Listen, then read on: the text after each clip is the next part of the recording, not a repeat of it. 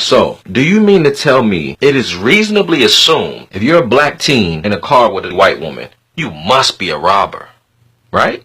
This week, a young black teen was held at gunpoint by law enforcement and arrested for riding in a car with his grandmother, who just happens to be an elderly white woman. Come out with your hands up, face away from us. Face away. Go to the sidewalk, face away. Walk to the sidewalk. Don't move, you understand? You understand not to move? Is everything okay? This is my grandson. That's your grandson? Yes. Well, I will let them touch him out. All right, Okay. that's good. I mean, we just came from his dad's house. I have to act. Somebody's telling me.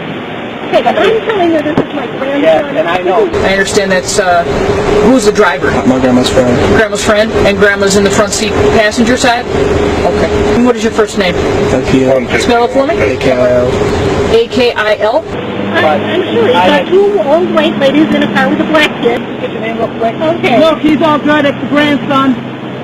According to the police officer, he says that someone ran up to him saying he saw Akil get in the car with the two elderly women and it was an emergency and that this young boy was robbing them. Turns out he was just riding with his grandmother home from church service. There's nothing more innocent than that.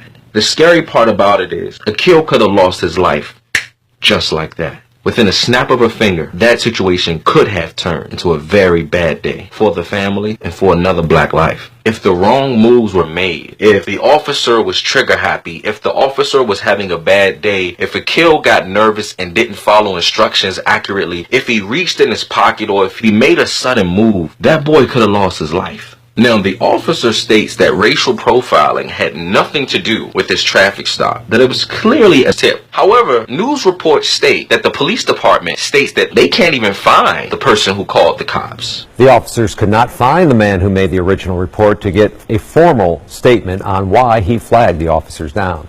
There was no name. The cop didn't even have a description of this tipster. So things are kind of fishy by the police statements, which causes the public opinion to wonder if that officer was even truthful. You got to understand, the state of Wisconsin, this is a state that's a predominantly white state. The state of Wisconsin is made up of 87% Caucasian and less than 7% of black people. Less than 7%. In a state like Wisconsin, it is not hard to believe that some profiling could have occurred. Even the grandma was suspicious of this very possibility.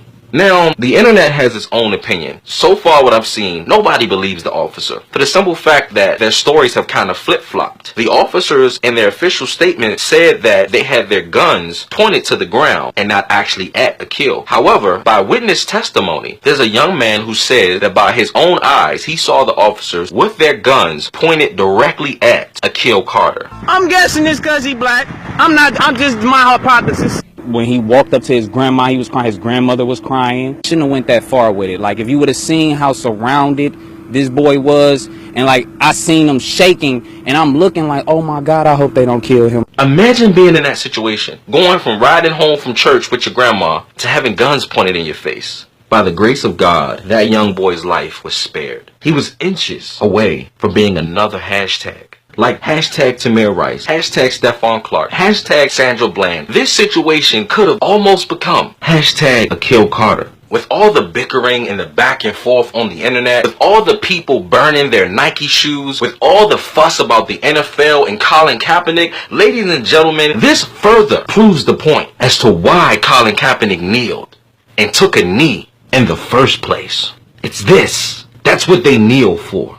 But you already know that. The good news is, at this point, that family have now obtained a lawyer and their attorney is considering taking legal action for the harassment of this poor grandmother and her innocent black grandson.